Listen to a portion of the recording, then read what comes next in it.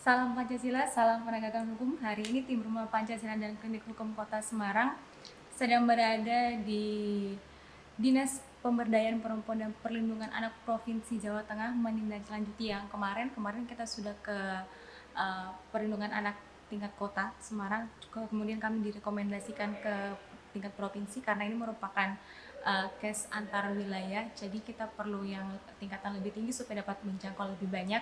Kemudian hari ini kita sudah melakukan konsultasi mengenai hak anak dan ibu yang terjadi di luar pernikahan. Hari ini saya bersama dengan Mas Irwan dari ke bidang perlindungan anak Dinas Pemberdayaan Perempuan dan Perlindungan Anak, dan kita akan tanya-tanya sedikit kepada Mas Irwan mengenai kedudukan anak di luar perkawinan itu seperti apa, hak-haknya seperti apa, juga dengan ibunya seperti apa. Gimana Mas Irwan, mungkin boleh dijelaskan? Oh ya, saya Irwan dari PPP, proses Pusat Pelayanan Terpadu Provinsi Jawa Tengah. Baik, kalau kedudukan anak dalam undang-undang seperti kita tahu, kalau di luar pernikahan itu di bawah 12 tahun, maka hak anak adalah pengasuhan daripada ibu. Sedangkan hak ibu atau hak ayah itu hak pengasuhannya ada hak pengasuhan antara kedua belah pihak orang tua. Jadi kedua belah pihak orang tua berhak untuk mengasuhnya. Gitu ya. Seperti itu. Kalau balita di bawah 5 tahun itu secara undang-undang apakah sepenuhnya di ibu, apalagi ini di luar pernikahan, sepenuhnya Ya, ibu ataupun ada ayah juga? itu sepenuhnya di ibu. Sepenuhnya Ya, di ibu. sepenuhnya di ibu. Ini kan tadi kita sudah tahu kalau hak anak di bawah umur itu adalah sepenuhnya milik ibunya. Tetapi kalau misalkan anak ini diambil secara paksa oleh ayahnya, kira-kira upaya apa yang bisa kami lakukan untuk memenuhi hak anak tersebut dan juga ibunya?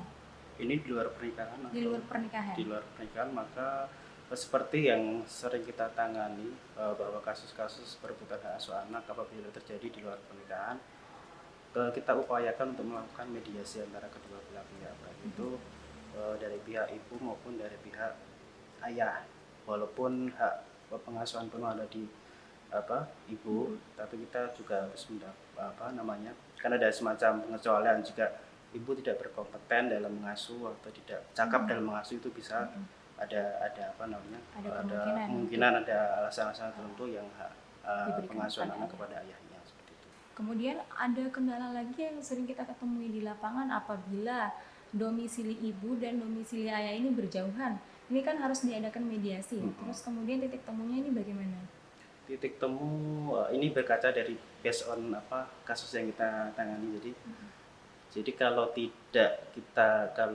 misalkan tidak bisa kedua belah kita temukan dalam satu lokasi, misalkan domisili jauh, bisa salah satu domisili yang bersangkutan, mediasi bisa dilakukan di domisili ibu atau domisili ayah. Dengan difasilitasi dari dinas-dinas terkait setempat.